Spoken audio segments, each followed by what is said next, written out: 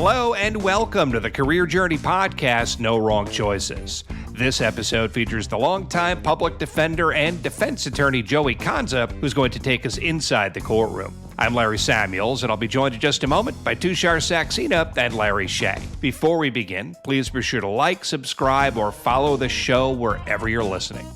And now let's get started. Now joining No Wrong Choices is the veteran trial attorney and public defender Joey Conza. Joey is currently the Director of Litigation Strategy at Dubin Research and Consulting, as well as a longtime friend of mine. Joey, or should I say counselor, thank you so much for joining us. Thank you for having me. Happy to be here. That is an inside joke of sorts. I think I have started every single conversation I've had with Joey Conza for the past 25 years with the greeting, counselor. So it sort of felt appropriate. Yes, and prior to, caller ID and the like, that was how I knew it was you. Now, that surprise was ruined by, you always know who's calling you as long as they're in your contact. So it was very special back then, yeah. Now it's totally meaningless and pointless. Yes. See, Larry Samuel. So you could pull the phone away from your ear. You know it's coming. The excitement is all gone. Well, Joey, we like to start all of our conversations by giving our guests the opportunity to tell us who they are and what they do in their own words. I can go through a list and a description, but it is not as genuine or real as what you're going to set up for us. So take it away. There's no any one thing I do. So to try to distill it into one thing, I basically do whatever needs to be done to help someone achieve success in the setting of a trial, whether it's a criminal or a civil trial, whatever assistance they need. Just a few weeks in, someone needed me to draft a cross-examination. Someone needed help with jury selection. Someone needed help with devising a theory of defense on a case. So it really runs the gamut of, support for folks that are about to engage in the art of trial. Very good. Hey, Larry Shea, really nice to meet you, Joey. Thanks for joining us. We're going to dig into all of that. But I have the privilege of bringing you way back to the beginning, so I will ask it this way. Were you an argumentative child? You seem like that now. I was the youngest of four. I always felt I had to advocate for myself, and so I did advocate for myself before I advocated for others. Yeah, for sure. At an early age, I could still remember, my mom, saying things like, oh, he's always got to argue his case. He's always got to put his case together, whether it was, trying to not get punished for something or, not get in trouble for starting a fight with one or more of my siblings. So yes, advocacy started very early. There you go. Yeah, and I always kept the receipts. A common argument of mine, if I started trouble with one of my siblings, I'd be like, well, 3 weeks ago she did X, Y, or Z, and people would be like, what? That's 3 weeks ago, but I remembered. I always did that with my parents too. It never worked. No, but I did it nonetheless. Joey, I'm Tushar. Joey Tushar, thank you once again for joining us. Really appreciate it. Did your parents see at a young age that you were that this was probably the path for you? Yeah, I don't know if it was my, again, like my mom or maybe one of my aunts saying, like, oh, he should be a lawyer. So, part of it was, I talked way too much as a kid, much to the dismay of virtually every relative. So yes, I heard that refrain often of like, oh, he should be a lawyer. He's always talking, What about at school? Yeah. Were you that way at school as well? Oh, yes. Talked too much there, too. You say the argument that never worked at home. It never worked at school. If I got in trouble for doing something, the argument of, well, he did that, too. It took years to figure out that argument does not work. I tried it for a very long time and it doesn't work. Yeah, I got in trouble a lot in school until I figured out how to not get in trouble. That is exactly where I was going to head next. So, high school, I imagine you were a character because I know many of the characters who you were surrounded by. Sure.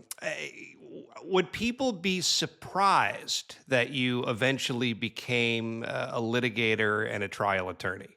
I'd say no, as far as being a lawyer and even being a trial attorney, I'd have to guess that people would be surprised that I was a public defender for as long as I was. That, that's a particular type of person. And I don't know that people that, maybe didn't know me as well, that they realized I was, so far left and like really believed in the cause, which I did. I mean, I really believed in it. I still do, even though I'm not doing that anymore. So I think folks might have been surprised about that particular category of trial attorney. But not that you eventually wound up using your mouth for a living. No, definitely not. Definitely not.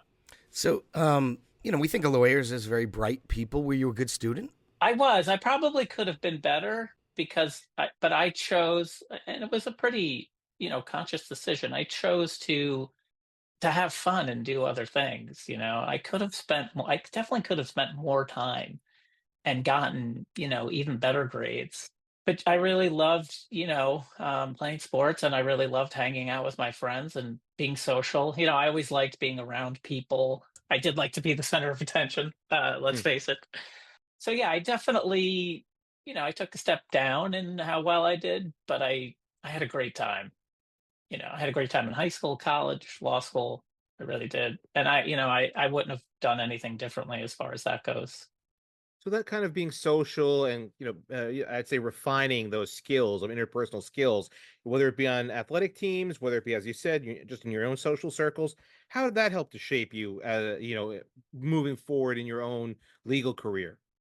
Yeah, I think, I always enjoyed, as much as I loved my close friends and my family, I always loved meeting new people, meeting people that were not like me, meeting people from, different backgrounds and whatever. And, learning about people, and especially people that are different from you, for in whatever way, definitely helped me relate to my clients when I became a public defender, because there was a whole, those were people that I otherwise would not have met. I had some similarities, but as far as, growing up with not a lot of money, I had that similarity. But otherwise, people I represented were not like me. And so just meeting people, just generally, like, definitely helped me relate to who my clients would be. And also then, being able to talk to strangers when I'm picking a jury. What were your big sports in high school? I played on the football team, and then just for fun outside of school, played a lot of basketball, and played a lot of roller hockey. Right. I mean, you have to understand, I grew up at a time when the Islanders, won 4 Stanley Cups in a row. So hockey was Billy Smith huge. Teams, absolutely. Some of those players lived in our neighborhoods. I mean, they were around. They didn't make a lot of money back then, so they were just all around. Yeah, so roller hockey was a big part of after school. So roller hockey, high school football, character, able to have a conversation. So eventually you've got to figure out, okay, what's next? When did the law or becoming a lawyer sort of show up on your radar screen? Like, I know you went to Delaware. Did you go to Delaware thinking that the law was going to be part of your future, or not yet? Yeah, I think, I mean, the plan was always to go to law school after college, whether it was going to be right after or, I did take a year in between. I wound up. But I think I knew, before college that I was going to go to law school. I wanted to be a lawyer. So, so I did, God, it's hard to think about when that was. I guess at some point in high school, I knew I was, my plan was to go to law school. And I remember being around people. Was there some incident in high school which you were able to kind of like talk your way out of that said, okay, wait, I'm good at this. It's funny. I'd say, I think 8th grade, 8th grade social studies. Yeah, 8th grade social studies. We did a mock trial, and I was one of the lawyers in the mock trial. It was like sort of this, it was one teacher that did this. Not every 8th grade social studies teacher did it. And it was sort of, I don't know that it was like this momentous assignment, but for me, I was like, I loved it. I thought it was great, Do you remember what you were arguing over? Vaguely, I bet you do. I think I think somebody stole something in like a nursing home. Was it And you? Not one of your friends. I was representing the person who was accused of stealing the thing. The name of the nursing home was the Old Folks Home. Very original. A lot of thought really went into the characters' names and the names of the locations. But yeah, no, that definitely had an impact on me. And also, I think too, like growing up with not a lot of money and having like legal things pop up of wanting to be the person in the family that knew what to do. I felt that responsibility at an early age. Like, hey, we need someone in this family that knows stuff, knows the law, knows how the world works. Was your family full of criminals? No, fortunately, no. But well, there's a joke that people that become prosecutors were too afraid to commit crimes, and people that become public defenders were prosecutors too afraid to become cops, public defenders too afraid to commit the actual crimes themselves. So when you're in Delaware now for college, and at this point that you're on your track to go to law school, what were the college years like? College was great. I loved college. I did have a lot of fun, but I also loved like the academics of it. And since I knew I was going to law school, it was sort of less important. It's not like medical school where you have to study certain things to go to medical school. For law school, you can really major in anything and still go to law school. Yeah.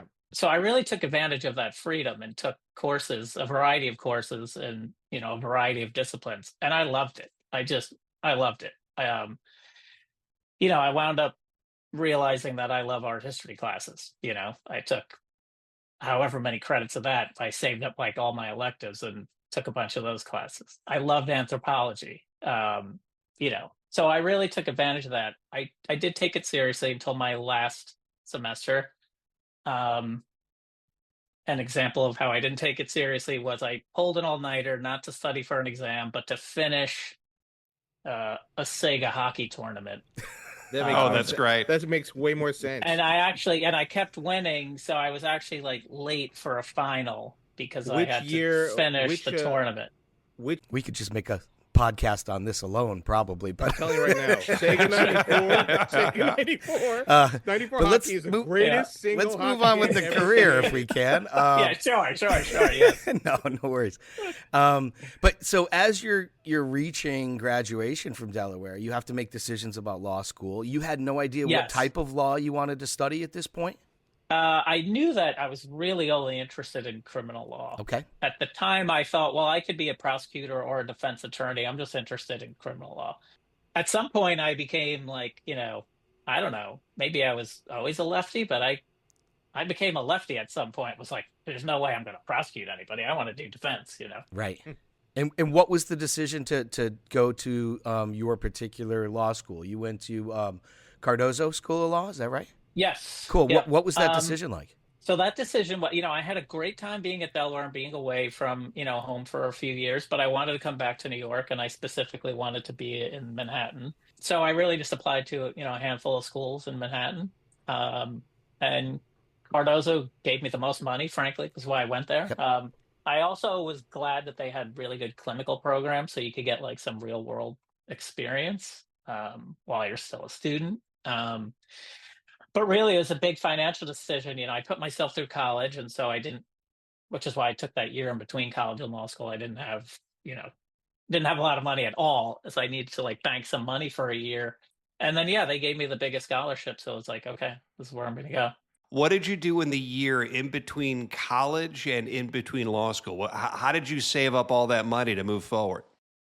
Yeah, so I had already been working in restaurants for a few years, so I just grinded. I had a bunch of jobs at the same time. I just worked in restaurants for that year and banked as much cash as I could. And I started working in restaurants in, I guess 9th or 10th grade, somewhere around there.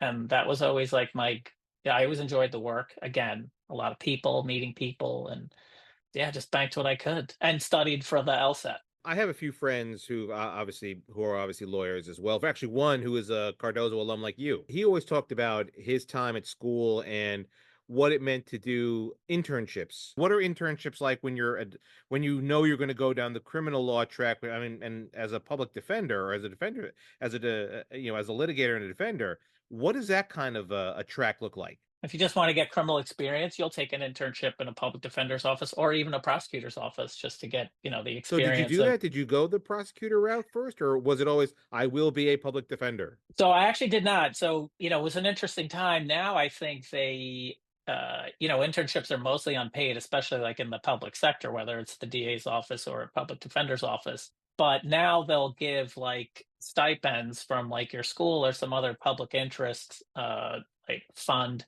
so that you will get paid. I couldn't afford to do an unpaid internship. So that first summer between first and second year, I did a paid paid basically a part-time job with a landlord-tenant attorney, represented landlord. So completely not related to what I wanted to do. Awesome. But you were representing slumlords. Nice. Exactly. Inspiring work. Making sure people got evicted, Oh my God. Yeah, God's work. Yeah. But I needed to make money, so I did that between first and second year. And then between second and third year, I wound up doing a paid internship in the Army JAG office up at Fort Drum in upstate New York.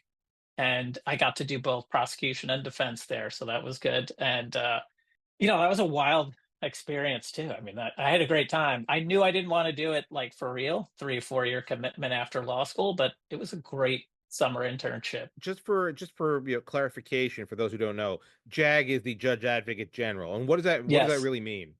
So basically, it's like their legal department. They have prosecutors that prosecute crimes that happen on the Army post. They have defense attorneys to defend people that are charged with crimes, and then they have like a tort section for like things that go wrong and like a slip and fall, but like military. In fact, right before I started that summer, someone got decapitated by a helicopter. The pilot didn't lock the stick when they landed, and so the helicopter tilted, and as the soldier exited, he got decapitated. So yeah, that's the kind of thing. Might have to deal with that. That was a case that you were working on, or I didn't work on that case. That happened like right before I got there. Yeah. But that certainly would turn into a case. I just worked on basically like their criminal trials or court martials, and their juries consist of officers, whether they're non-commissioned or commissioned officers. Yeah, a lot of unfortunately, a lot of crime in the military, especially at the bigger posts like Fort Bragg and Fort Hood. Yeah, interesting. I want to get a feel for temperament a little bit. Do you think that it takes a certain kind of temperament to become a lawyer, or can anybody with their given personality do this job well, or does it take a certain type of person to do this job well? No, I don't think it takes a particular temperament. I think, I've seen all different styles. Obviously, I have my own style, and they're all effective in their own way. What's your style? I think I'm pretty chill so maybe there's a reason not to be chill. Although I try to have this disparity between me and the witness. Like if the witness is getting louder and more aggressive, I will actually get softer. So for the jury, it's like a bigger difference between the two of us. But no, look, have I seen people try to be trial attorneys that are afraid to talk in public? Yes. And obviously that doesn't work. But that's not temperament, right? That's just like, but no, yeah, there's people that are who they are and they're loud and, bombastic. And then there's, people that are, you can be quiet and be really effective. You have to read the room, to know who your audience is. If it's just you and a judge and the prosecutor, there's no jury, that's a different thing than if there's a jury there. And then knowing what your jury's like that you've just, tried to select. The biggest thing is, and this, be obvious, but you just have to be you. If you try to do somebody else's style, it will not work. I watch people on trial as much as I can. We steal things from each other all the time. Big Dateline fan, are you? Sure. Yeah. I mean, I watch a Dateline or a 48 Hours. Yeah. But even if I steal something from somebody, I still have to do it my way. I can't do it the way they did it. People can see right through the lack of authenticity, That's really interesting. I'm imagining, as I think about the authenticity part, like and I was going to get to all this stuff later on, but as long as we're here, when you have to read a room, when you're doing a trial and you're being authentic and you're raising your voice, lowering your voice, picking up different energies and vibes, can you tell what a jury wants to hear in terms of an approach? Like, how would you change your behavior or your approach based upon who's in the jury box or what you've learned about who's in the jury box? The biggest thing I think is like you have to have credibility, and so hopefully during the process of like selecting the jury, and really you're deselecting, right? You're knocking off people. You don't get to like say, oh, keep that person because the other side could knock them off. But hopefully during that process, you've recognized, what arguments are going to work and which ones won't. So as you're doing that, then yeah, you're going to know like, all right, I can argue this without losing credibility. And then there's other times where you have to realize, what do I have to concede in order to maintain the credibility? Because sometimes you have to concede things that you try not to concede anything as the defense, but sometimes you have to maintain credibility. That was a big part of like the last trial I did before I left my other office. We weren't fighting the whole case. We were fighting a big particular section of it. And so we had to concede a lot of things. And I think it was important. So as a trial attorney, as a litigator, is a litigator / trial attorney an actor? And then the other portion of that is, how do you gain and how do you build that trust with a jury? During the jury selection process, it's just a matter of as much as I'm trying to read them and see who they are, I'm also trying to read their reactions to me. And so that's the only way I know I'm going to be able to like get them to buy what I'm selling. Right. All right. So then I'll go back to my original question. Are you an actor or are you a poker player? Honestly, when I try a case, I get to regardless of what the realistic version of the facts are. By the time I try cases, by the time I get to the end of it, I really think I'm right and like we're going to win. So it doesn't feel like acting because I truly, it's like George Costanza. It's not a lie if you believe it, right? I really believe it at that, by the time I get to that point. Could somebody fake that and, act that way? Maybe. But I've never really felt like I was in that position. I always felt like I really believed in my case at that point. But if you don't, then yeah, you better be able to fake it really well. I mean, they're not going to believe something if you don't, you know what I mean? So, yeah, I mean, there's certainly a performance aspect to trying a case, right? Like, like an actor. Do you get nervous? Yes. Yeah. I mean, because my biggest concern would be to make a mistake, right? Like you have someone's life in your hands and you're like, I would just do good lawyers think about, don't make a mistake here. Yeah, screwing up. Yeah, right. Screwing up. Sure. I mean, look, my my first sort of motivation for anything is like, I just don't want to make an ass of myself, right? That's like, that's step one, right? But then obviously you want to get to a point where you're excelling at this thing, So yeah, early on, I was like, I just don't want to, make a mistake. I just don't want to make an ass of myself. But that can't be the end goal, right? You have to get to a point where you're actually excelling at this thing and you're making a difference. I've won cases that anybody could have won, a monkey could have won. They were my cases to lose. For me, the most special thing are the handful of cases that I won because I was the lawyer. Like somebody else would not have won this case. Like those are meaningful wins. And to me, that all comes from preparation. So, and that always helped me be less nervous too, right? The better prepared I was, then the less nervous I'm going. I'm still going to be nervous, but it's like playing a sport and like football. Once you take that first hit, the nerves are gone, So for trial, once you start, you're like, okay, I'm good. I got this, So your first gig was as a public defender, is that right? Yes. And that was with who? I was at the Legal Aid Society in Manhattan.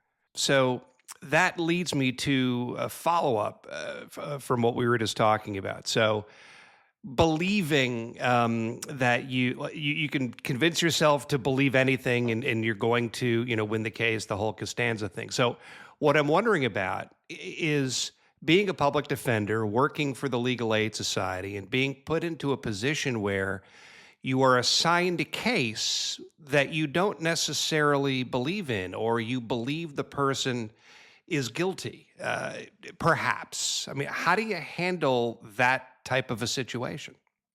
Yeah, well, that's the most common question, like at a cocktail party, of like, how do you represent somebody and know is guilty? Yeah. Yeah, to me, that never really entered into the equation, because the point isn't did they do this or not do this. The point is, can the government prove it, and can the government prove it with lawfully obtained evidence? Like that's the question, right? So, and I know that's like, oh, it's technical, that's a canned answer, but that really is what it is. Like, the whole point of our system is that they have to prove it. Yeah. And so it So doesn't is that matter it at what the end of the day? Is that it it at the doesn't end of the matter day what that I think. the actual job is to not prove them innocent, but to prove the government or the case against them that it's flawed? Yeah, absolutely. Look, philosophically, right? You can have a system where guilty people never get off, but innocent people get convicted left and right. Or you could have a system that's like super, like, overly cautious, and then no one ever gets convicted because it's like this really high standard of proof, right? And our system is like, we try to minimize innocent people getting convicted, because that's worse than a guilty person going free, right? I think most people would probably agree with that. And regardless of our system, innocent people get convicted all the time, right? I mean, Sure. you hear these stories, people do 30 years and then they're exonerated and whatever. But yeah, at the end of the day, it's like, it's their case to prove, and I will happily defend. If I'm being intellectually honest, I should be able to defend anyone charged with anything and hold the prosecution to their burden. The government has this tremendous power, and hold them to their burden, and I feel good about it. Have you ever been conflicted or passed on a case? No, no, I've thought about, is there a case out there that I would not want to do? There probably is, and I just, by luck or happenstance, just didn't get any of those. Got it. Just But no, curious. look, I mean, I definitely had cases where, like, yeah, the guy did it, or he probably did it, but like, so what? All right, so I want to ask about this notion of preparedness, and I agree. Like, for anything, if you're gonna play football, the idea of watching game film and then getting into the game itself, that's being prepared.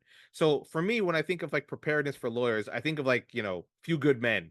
We're gonna get a box of blue pens. We're gonna get a box of black pens. We're gonna get 25 legal pads, and then we're gonna write all our questions down, and then we'll go through any scenario that happens. Is that what you guys do? Yeah, I mean, look, I always want to be prepared for the worst case scenario. I also always want to be the most prepared person in the room.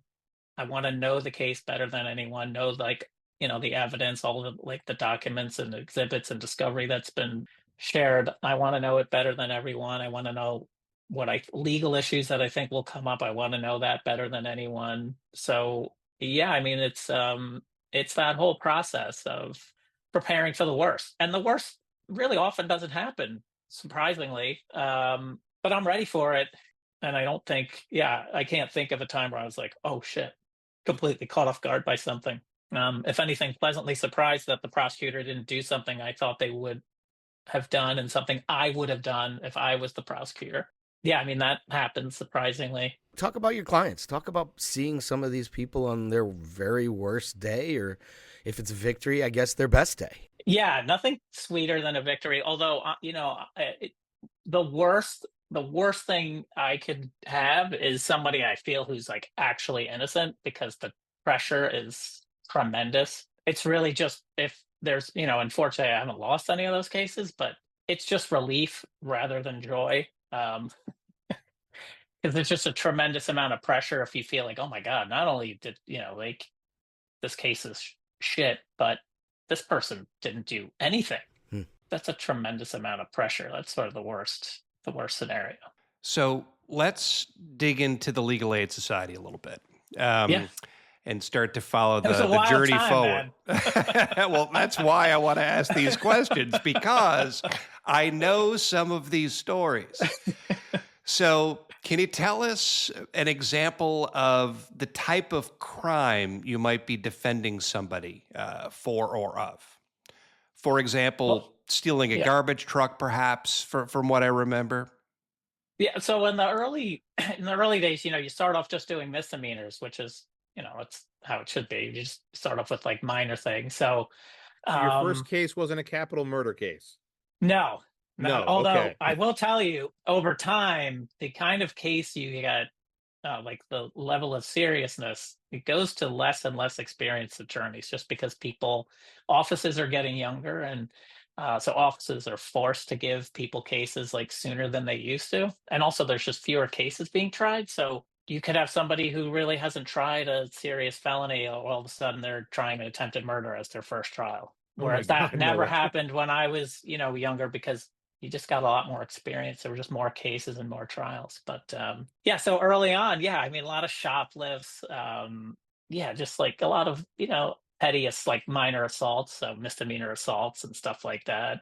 Yeah, the first case I tried was a guy who was trying to get away. He was a scofflaw, I guess, and he was trying to get away from the sheriffs. And so there was like a car stopped in traffic, had the window like halfway rolled down, and he dove into the backseat of that car. And at first, the driver didn't realize it and drove off. And then the sheriffs were trying to grab him out of the car, and the guy in the car rolled the window up, and he was stuck in the window. And then what he was charged with ultimately was resisting arrest, because then when they finally got him out, he fought with the officers, and it was all on video. That was the very early days too. Like now, obviously everything's on video, but that was like new at the time. Like, oh God, everything's on video. But yeah, so minor stuff in the beginning, and then the next step from there was I tried a lot of drug sales. They were felonies. So like my first felonies were like trying a lot of drug sales, maybe some grand larcenies, which is like people using someone else's credit card or stealing someone's credit card.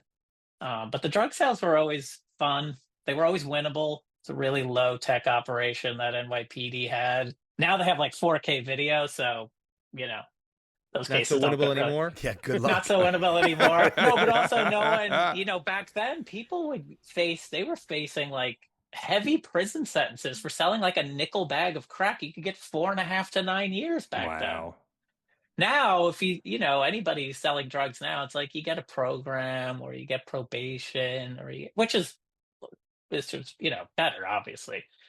But back then, yeah, people were facing big sentences for minor drug sales. So we tried a lot of those, and we'd win a lot of those.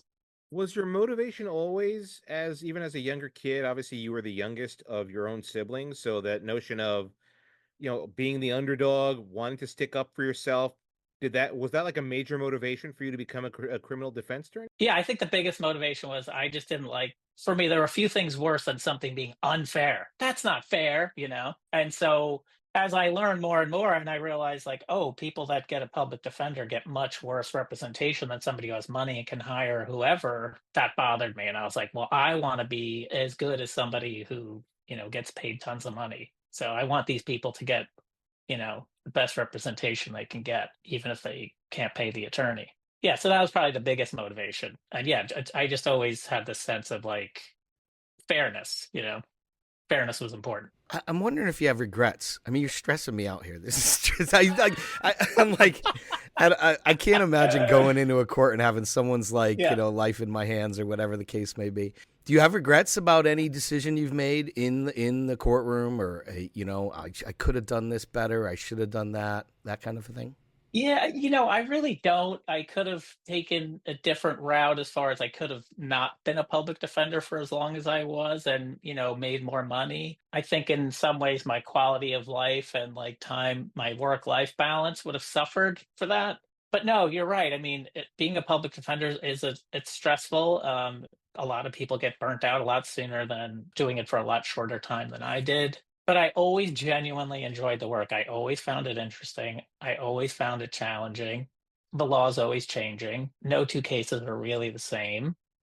I always believed in the work. I wanted to help people. I help people every day. And also that it gave me this perspective of, man, I got it pretty good. You know what I mean? And any given day, I would meet people that had a much worse quality of life than I had, even on a public defender salary, right? So yeah, I mean, look, I could have made more money for sure, but I also wouldn't have gotten the trial experience that I've gotten, which has now put me in this position, especially like I said, as the number of trials just keeps going down. Like the art of trial is becoming a lost art. It really is, and there's just not a lot of people with a lot of trial experience. So no regrets, despite the level of stress. Got I it. guess I've always been a compartmentalizer, maybe. Yeah, let's talk about that. The Didn't stress take it home with part, me. right? Yeah. So you leave it at the office. How did you handle it in the moment? How did you handle the stress of a situation, a bad day? You know, you're not getting along with the judge. You could tell you're losing a jury, like all that, Yeah. that Yeah. anxiety. How did you handle it? Is it just affirmations? Hey, you know what you're doing? Like, how do you handle stress particularly? I think, what I try and what I tried to do with like the folks that I was like supervising at my last job before I left was I tried to tell them like two important things. One was you have to have a life outside of being a public defender. If you do not, you will not last. And if you do not last, you're not going to become as good and effective as you could possibly be. You're not going to help people to the magnitude that you could possibly, right? You're not going to help as many people if you burn out after a couple of years. So you have to have an outside life. If work is all you have, you will burn out. So I always had like a nice life outside of work and, family, friends, playing music, playing sports, just being social in general. That's a big part of it. And the other big part of it for me is I had to be okay with the limit of how much help I could be to somebody. A lot of people come to me and they're broken. They were broken when they got to me. If they're 25 years old, they had 25 years of a shit life before they came to me. And there's only so much I can do. You know what I mean? Right. And I can help you with this particular case, and I can offer you some resources to help you in some other ways outside of this case, but I cannot turn your life around. Only you can do that. I could help facilitate that at best, and I had to be okay with that. And having a difficult case not go your way, I had to be okay with I did all that I could, and that's how it ended. And I can lay my pillow down at the end of the night and knowing I did all that I could. I didn't do a half-ass job, you know what I mean? Mm-hmm. And that had to be enough. What is the burnout rate or the churn rate for a public defender? If I had to guess, or even just anecdotally, it's getting shorter over time. I think a lot of reasons, though. I think younger people move more geographically. They Right. change jobs more frequently than older generations. And I don't know if I agree that there's people like my age who are like, they just built different. Maybe they are. I don't know.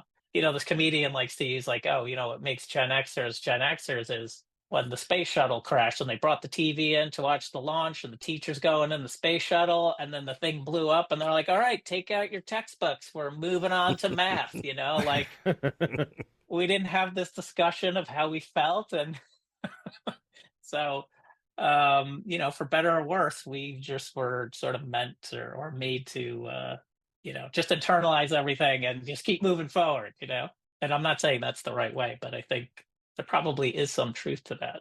And yeah, what is the burnout rate? I feel like the last few years in my old office, it was tough to get people to stay past like year 5. Wow. Yeah. Wow. Do you still love the law? Oh, yeah. I still get excited, when something new comes up and it's like that I don't know the answer to, like, let's look it up, like, or if it's sort of uncharted territory, it's like, well, what are we going to argue to get our way? There's a lot of gray, right? Yeah. There's very few things are black and white, in the law. So it's like if there's this gray area, it's like, well, how do we get it our way? Yeah, I'm still as excited about that as I ever was.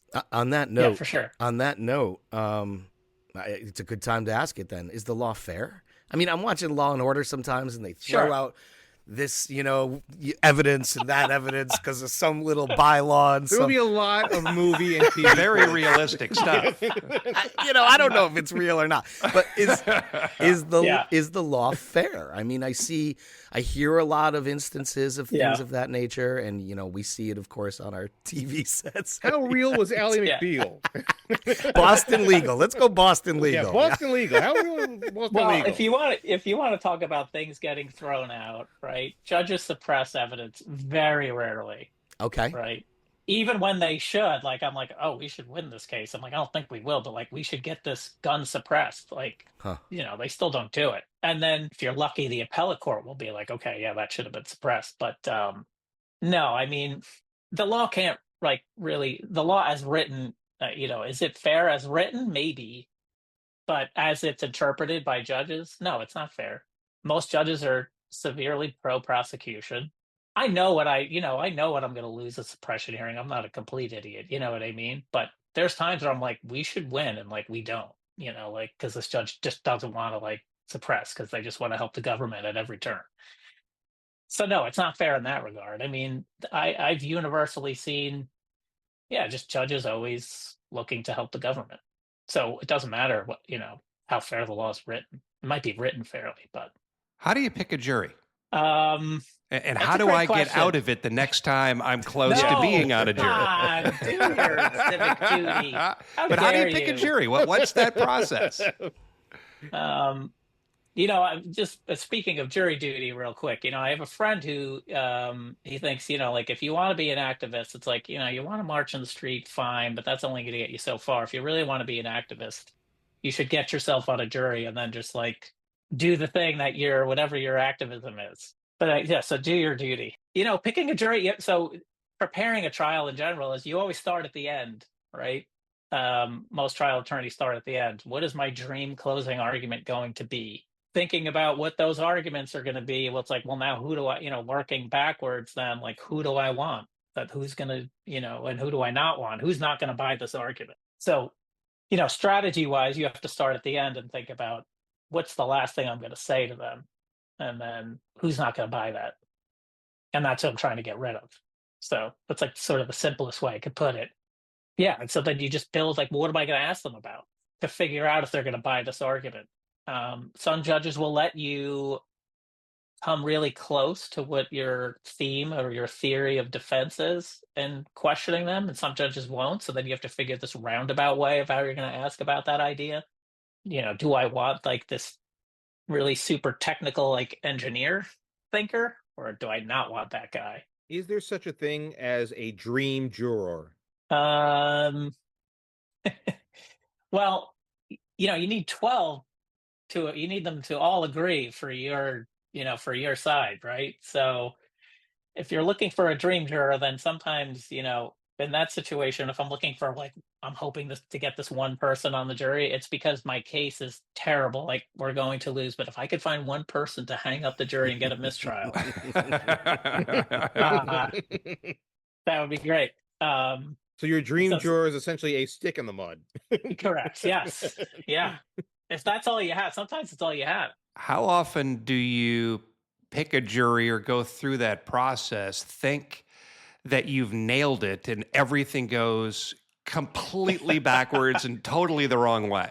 I don't, fortunately, I don't think I've experienced that because like I said, cases where I'm like, man, I really need to win this case. Like I fortunately haven't lost any of those.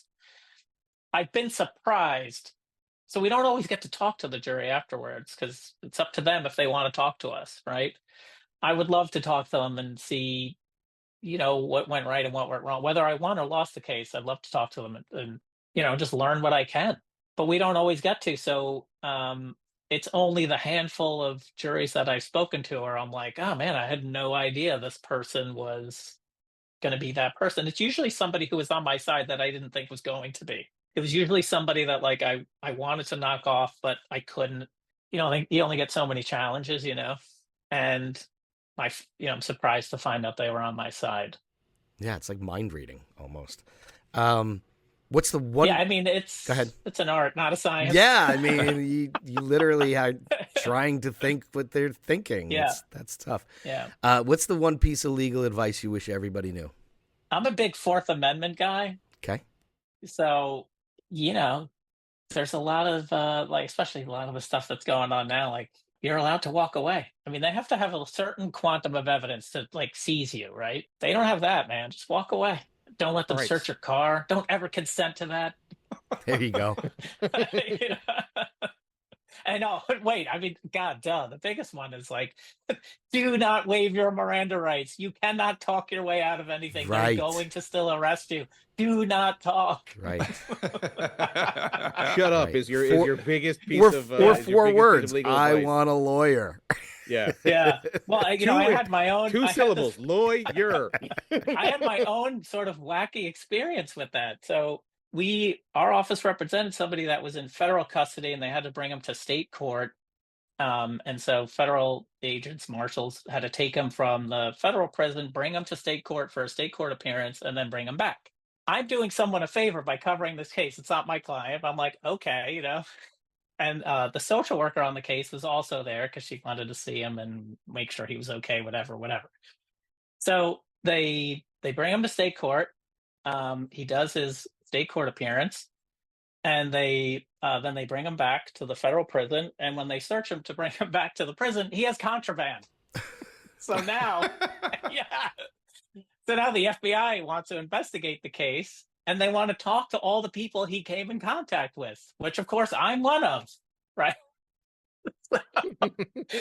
Now, I never touched the guy, but the social worker apparently gave him a hug, which, whatever. I mean, look, whatever you think about that. But I never touched him. But nevertheless, there was this idea that they were going to, a prosecutor on the state case calls me up. It's like, look, just giving you a heads up, the FBI are going to investigate this case. So they're going to want to talk to you. And I'm like, Jesus, So I just go to another lawyer in my office, and I'm like, look, you got to represent me. I'm like, I'm not talking to law enforcement. I can't possibly be somebody who doesn't take my own advice. Right. So, that's great. Yeah. Long story short, they actually wound up never reaching out to me, but I was ready. I was like, I have a lawyer. You were ready to I'm ready to say no. And I obviously didn't give this guy contraband, but I don't know what these motherfuckers are going to do. You know what I mean? Yep. You're the only one that came in contact with him. And it's like, Jesus, How many times were you actually in a courtroom before you won your first case? Oh, yeah. I mean, hundreds, because, back then we had so many cases. And even though we weren't, it took a while to get your first trial, you're just in court every day, just on pretrial stuff. So, you're even on pretrial stuff, you're on your feet, you're in court. I probably did, a handful or so of suppression hearings. So even though there's no jury there, getting, reps at cross-examining witnesses, cops, and hundreds, which was good. I mean, that's, it was the Wild West in the beginning, but I got a lot of reps, and so did everybody else at that time. You got a lot of reps. It helped when you did finally try a case. Because it takes about a year to get a case to go to trial. So right. The obvious thing that we all kind of realize is that within a courtroom there is an adversarial relationship, right? You yes. against prosecution, and in many yes. cases sometimes the judge as well. So how do you yes. navigate that? How do you kind of navigate that, knowing that in many cases the judge is not really siding with you? And how do you read that room and read that relationship? Yeah, I mean, look, with judges, it's, being a public defender, the tricky part is I know I'm going to be in front of this judge hundreds of times after this moment, right? So it sort of limits you and how far you can go in calling them out on their terribleness. And same with prosecutors, you're going to work with this prosecutor again and again and again and again. So you do have to pick your spots of how far you're going to go. Because, yeah, I mean, it's the tricky thing about ethically, you have to, zealously advocate for your client, right? But at what point does it become to the detriment of every other client you have or are going to have, right? So that's a tricky thing. But no, I mean, look, you have to call them on their nonsense. And if you have to do it in a more tactful way because you're going to see them again and again and again, fine. But you have to do it. Yeah, of course, that's the right thing to do. But ethically, you're required to do that. So it's just a matter of managing that, like I said, that thing of knowing you're going to see them over and over again. So to that end, you almost have to get a scouting report for your opposing counsel and for the judge in that way, right? And you kind of keep that tallied so that you know how far you can push certain things. Sure. Yeah, no, and we all of us would always share information with one another. What's so-and-so like? What's this judge like? What's this prosecutor like? What are my chances of getting this out of the judge? Getting this offer out of the prosecutor? Is this prosecutor going to play games and withhold stuff and whatever? Are they going to lie about being ready for trial, but really they're not ready for trial? Yeah. Interesting game, Yeah. I don't know about this question, but I'm going to ask it anyway. Do you know your record? Go ahead. Do you know your record? I was going to kind of bring that up. I actually don't. It's a,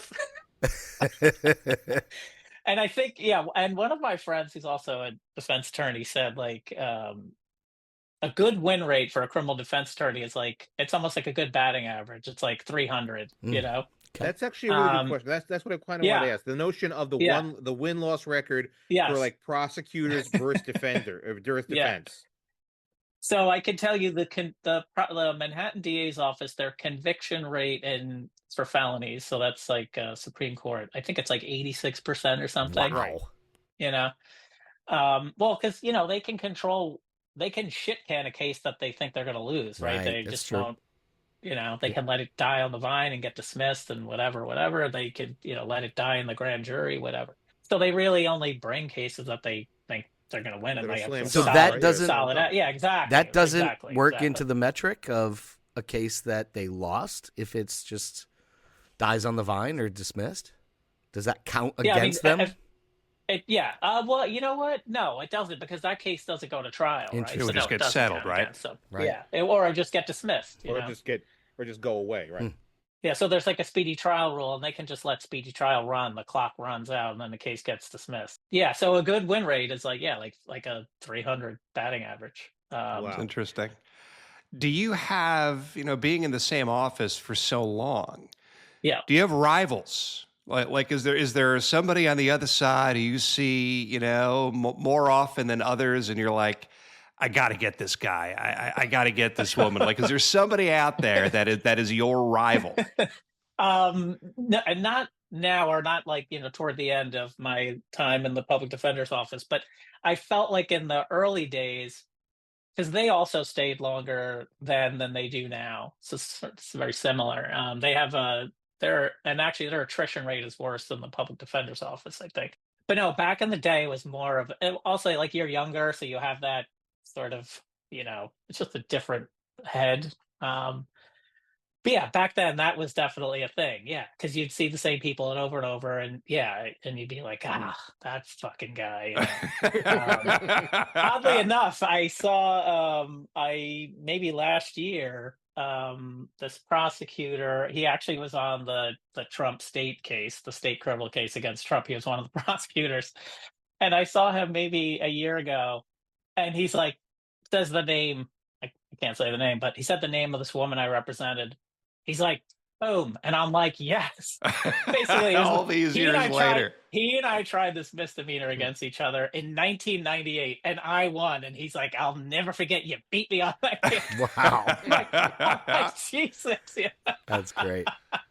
Do you have a favorite victory, if that's the right word to use? Yes.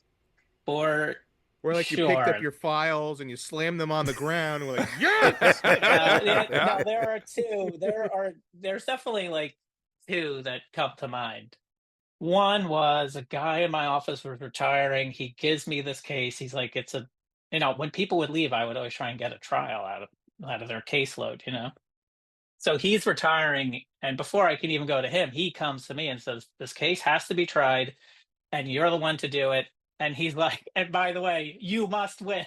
Like, what? Thank you. No pressure, But no, it's like one of those moments of like, well, you're going to meet your maker. You know what I mean? Like it's on you, man. You know what I mean? And so I was like, this is a tremendous amount of pressure, but like, that's what I'm here for. Like if we give this to somebody with less experience, it could just be the end of their career. Even if they win, they'll just be so stressed out. What was the case that you had to win? Yeah, so the case was this sweetheart of a man was arrested and charged with a felony assault for stabbing a resident in a homeless shelter. Client worked at the shelter.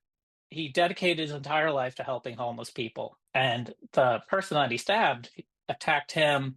The person had, a really long criminal, sheet, and also had, like this thick of like incident reports of being a violent person in the shelter system. Twice the size as my client, and attacks him. And my client said, during the attack, all these beds are in this big space, and as he gets tackled onto the bed moves and there's a knife there. He picks it up, stabs him one time. That's it, gets him off of him. And the fight's over. He has no record, my client. And the Manhattan DA's office is notorious for being terrible with self-defense cases. They just don't think it ever exists.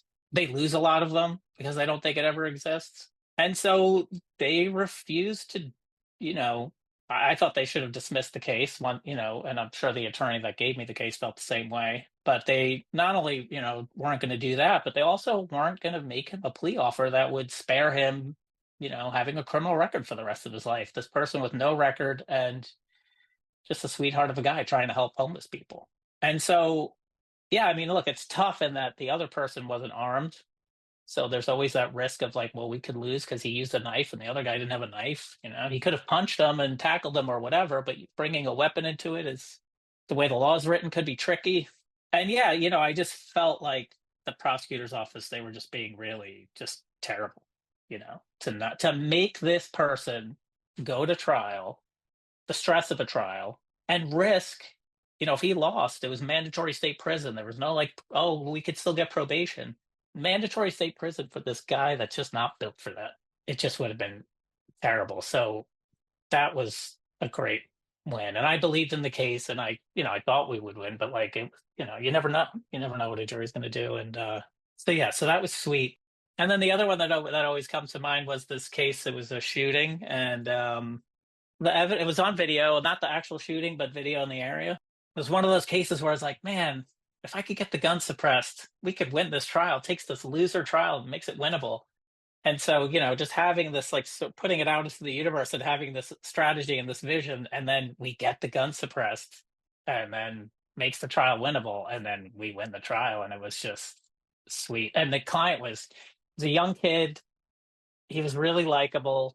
And he did lawyer up and didn't talk to the detectives when they were trying to question him. And that video is hilarious because, they're peppering him with these pictures that they got off of social media. And they're like, who's that? And it's like him. And he's like, I don't know. You tell me. He's like, And then eventually he asked for a lawyer, but he's just like, I know, where you got that from. I know you got the, whatever. It's like, he was really working them. It was hilarious. But anyway, that was sweet too, because like this plan, like just, doesn't always play out the way you want. In fact, it usually doesn't. And it did. And it was just like sweet. So we've spent a lot of time. It's funny, this is a career journey podcast, but your career is so darn interesting. I feel like we've spent more time talking about the job than we've actually spent talking about your journey.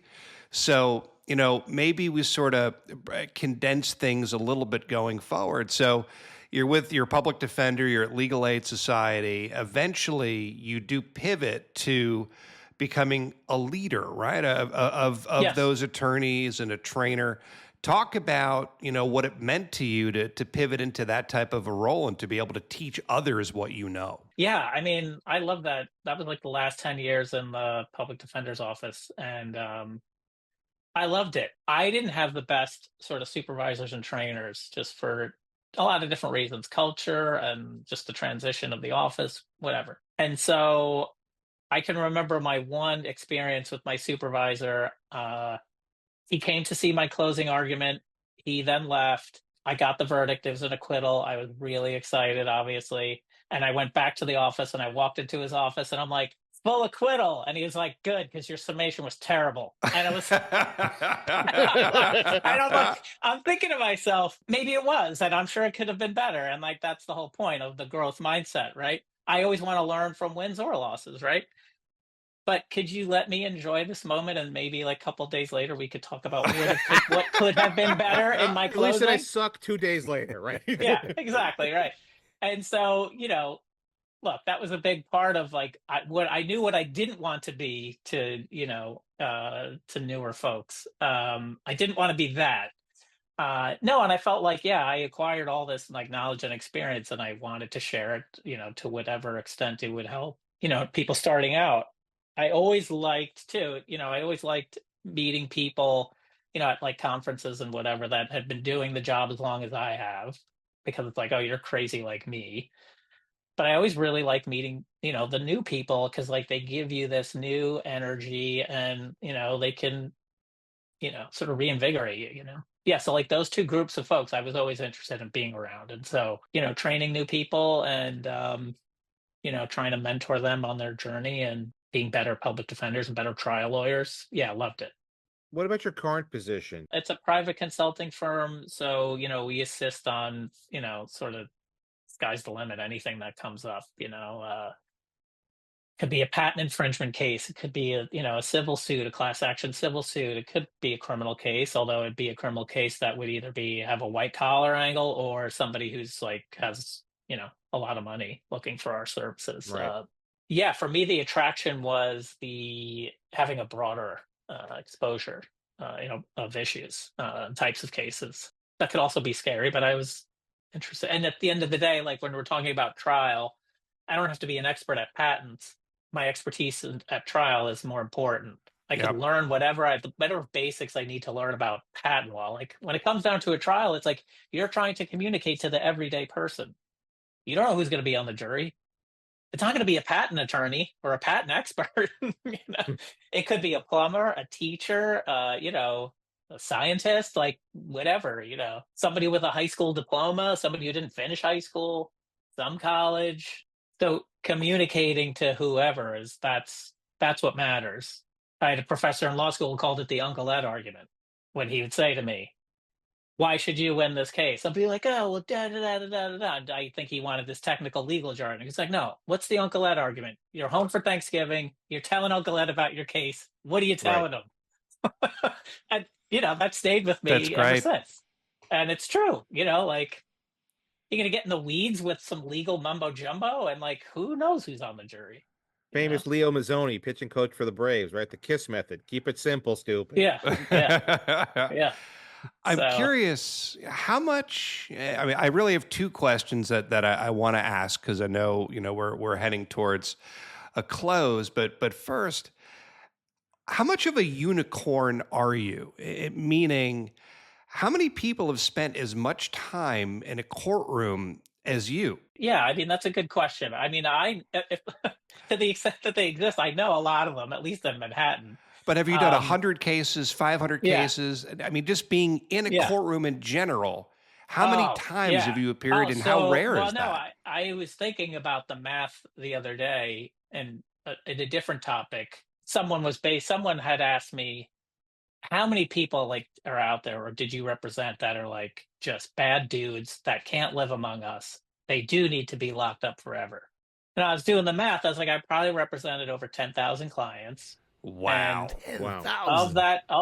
Of that 10,000, there are less than 10 that cannot live among us. Like they can't, but that's a very small number. 10,000 cases. Yeah. And the firm that you've gone to, I mean, they've hired you because you've done so much, correct? Yeah.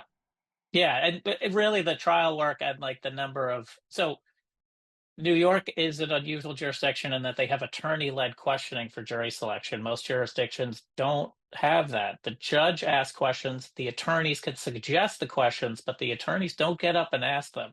And so, the way it was put to me is like, if you could do, jury selection in New York State, you could do it in any jurisdiction because the hardest part is doing that attorney-led part. Right. And, I've done that 70 some odd times, To me, that was the hardest skill to get sort of good at because before you can get good at it, you have to be just comfortable at, before you can start to actually do something with so do something intentional, right? Right. Yeah, so that was a big part of it. Okay, so I got a couple quickies for you. One is first, and like in the most succinct way possible, what is the one thing you see like leaving the current state of lawyering, of the law? As you said before, there seems to be less and less people who go to trial, who are trial lawyers. What do you see as being a lost art? Well, I just think at least, in the criminal realm, it's, and my experience was in, the public defense realm. Number one, there's just fewer cases. And then two, there's just this shift in culture of, they're really pushing like programs for folks, right? And so for a variety of reasons, that's attractive. It takes the risk out of it for both sides, especially the defense side. It's like, oh, you can get this program, and the case will get dismissed. It won't be on your record, Um, and so, yeah, there's just few. I mean, there were never a lot of trials to begin with, as a percentage, but there's just fewer because you're taking a smaller, starting with a smaller number for that percentage, and then with this push to just resolve cases and to resolve them in this like sort of favorable way, it just results in fewer trials. And so you're not learning this, or it takes so much time, or if number of trials, I should say. And now to get that magic number of whatever it is to be a good trial lawyer in 5 years, when I was had this moment where I was like trying 5 cases a year, and I did 25 trials in 5 years. Now it could take somebody to get 5 trials. It could take them 10 years. Wow. That's amazing. Like it really could. And it's like, wow. And it's no fault of their own, but it's like, you're not going to be good doing 5 trials in 10 years. Wow. I wouldn't be good doing 1 trial. I'll tell you that right now. We're going to move on to it. Yeah. What's your role in the trial? That's right. I don't know. I'm a good jury member. So we're going to get to advice here, and I know we're getting close to wrapping up. So let's kind of, we've tap danced around a good subject all day, and that's, and I can ask it a couple of different ways. Most representative of a courtroom, but TV or movie or fun idea that you've always admired in your profession. So I like The Verdict. I'm a big Paul Newman guy, something like that. I love Paul Newman. But you could even say Night Court. I don't know what it's really like. Yeah, what was your favorite law show? Or movie? Oh, jeez. I don't know that it had a lot of court scenes, but like The Wire. Oh yeah, for me was the most accurate depiction of what the drug trade is really like. Love that answer. I was a big fan of Homicide: Life on the Street. Homicide: Life on the Street. Also very good. Also very good. Made by the same guy, Barry Levinson. Did both of those shows. Yep. But yeah, for me, The Wire it could be the only show that I watch where I was like, yes, this is exactly what it's like. Especially because, there was this period of time where I was trying so many drug cases. And, there was like one particular, I just had this conversation with someone who lives on the Lower East Side. I was like, oh, I don't know if he's still there, but there used to be this guy who ran that neighborhood. He drove a blue Audi, and his name was, it was a nickname or a street name or whatever. And I'm like, that was his neighborhood, man, Yeah. Because people were asking me like, oh, can I walk through that neighborhood? Is it safe? And I'm like, look, he's not going to shoot at you. He's going to shoot at somebody moving in on his turf, but that's not you.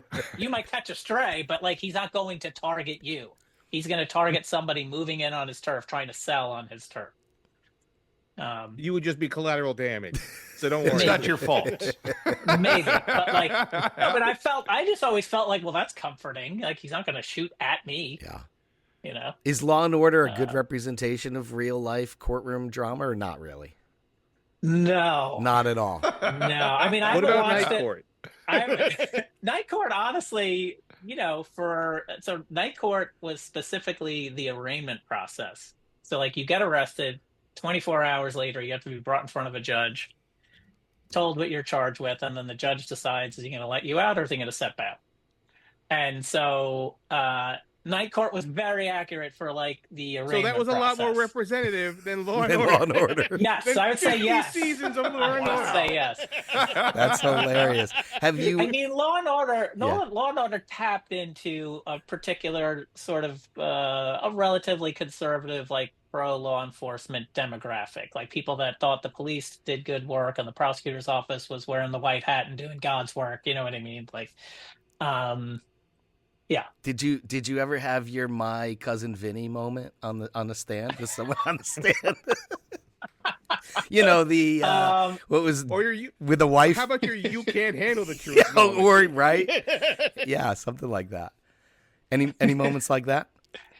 I mean, I could just think of one. It was a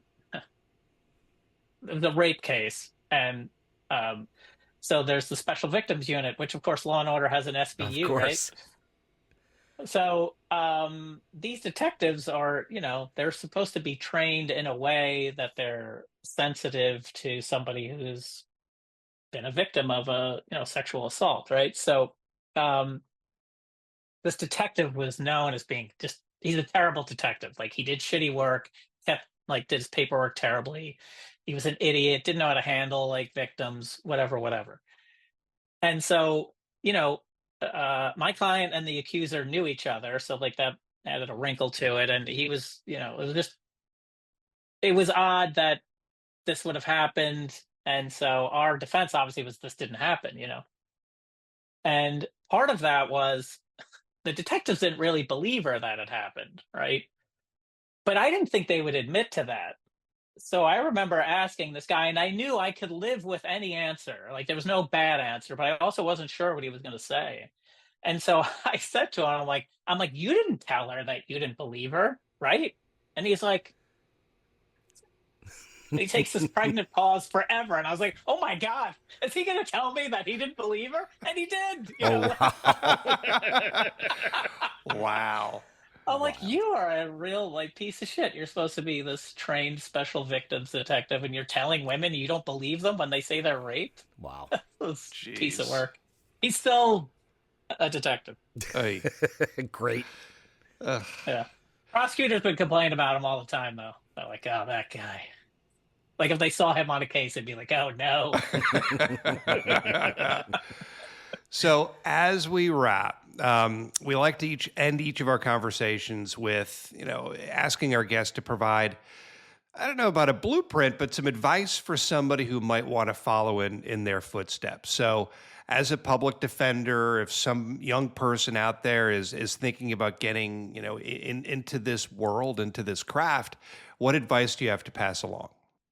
I think you have to sort of know what you're looking for. Because depending on the jurisdiction, you may or may not get what you're looking for. The way things have changed, like in New York City, if you're looking for trial work, you're not going to get a lot of it, unfortunately.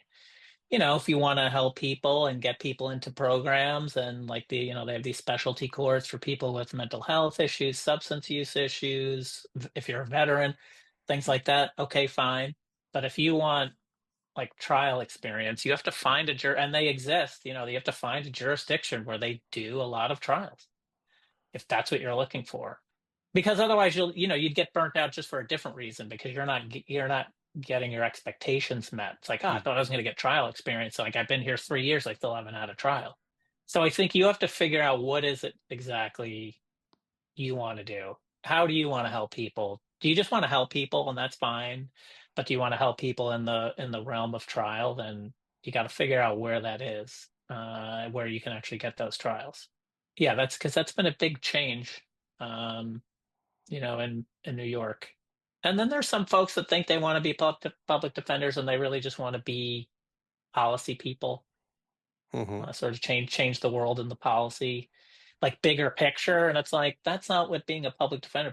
You're helping individuals. You're not sort of changing the world. You're not, if you're a prison abolitionist, being a public defender isn't going to shut prisons. You know what I mean? So being an so the notion of being an activist is a bad thing, right? Yeah, I mean, God, there's a lot of posers out there, and a lot of people that are performative in their activism, and it's like, but you're a public defender, and my big thing is if you want to help people at work, be a really good public defender first, and then you could do that other stuff that you're interested in on the outside. What bothers me is the people that are concerned with the stuff they do on the outside, and it's like, you're not a good public defender, though. I want you to put some energy toward that. Be really good at that first, because that's what's right in front of you, and that's what you're going to pay for. You know what I mean? And you're taking this position from somebody. So know what you're getting yourself into and why. Yeah. Well, that is great advice. And, Joey, it's been a lot of fun for me to have this conversation, because I feel like, at least at the beginning, I don't want to say that I was necessarily part of your journey, but I did get to see the beginning and experience a lot of this, and it's kind of fun hearing where things wound up, and what a great journey and story and meaningful journey it's been. So, Joey, thank you so much for coming on with us. Thanks for having me. So that was Joey Conza. I'm so glad he agreed to come on. I mentioned off the top of the episode that he and I have known each other for a long time, and I knew that he would be very interesting. Larry Shea, what are your takeaways? I mean, what a career choice, right? I mean, I couldn't imagine being an attorney. I'm so struck with, like, that he has people's lives in his hands at certain points, and the stress of that, the anxiety of that, I was really taken with, and he seems to handle it with ease. It was really wild to hear him talk about it. But then on the other hand, he's just like me. He didn't want to make a mistake and be thought of the fool or what have you. So he's trying his hardest on all these cases because he doesn't want to look bad. That would be my motivation. I know that. But the funniest thing I took away is that night court better represents the courtroom experience than Law and Order. I've known this forever. That was brilliant, man. But yeah, what a career journey, and kind of a dying art, right, T? I mean, I know you want to pick up on that. So yeah. I mean, the notion of someone going into a court and being a litigator, like it reminds me a great deal of the movie, A Few Good Men.